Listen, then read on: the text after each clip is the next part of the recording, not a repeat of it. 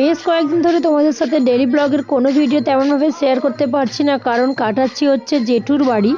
তো আমার জেঠু তো মারা গেছিলেন 1 বছর আগেই। তো ওনার এই বাৎসরিক অনুষ্ঠানটা আগের দিন হয়ে গেছে, যেটা 24শে ডিসেম্বর ছিল। আর এই দিনটা ছিল হচ্ছে 25শে ডিসেম্বর, যেটা ছিল আমাদের এই যে বাবুসোনাকে দেখতে পাচ্ছ, আমাদের দাদার ছেলে। তো ওরই মানত পূর্ণ করার জন্য দেখো একটা মহোৎসব বাড়িতে আয়োজন করা হয়েছিল। তো এই যে সকালে উঠে প্রথমে আমরা স্নান করে সকলে মিলে চলে এসেছিলাম মন্দিরে এই যে ঠাকুর আনার জন্য।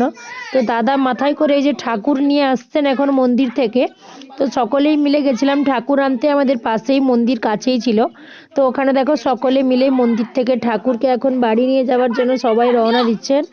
ওই যে সবাই মিলে এখন ঠাকুর আনতে যাওয়ার মজাটাই কিন্তু আলাদা ছিল, একদমই আলাদা একটা অনুভূতি।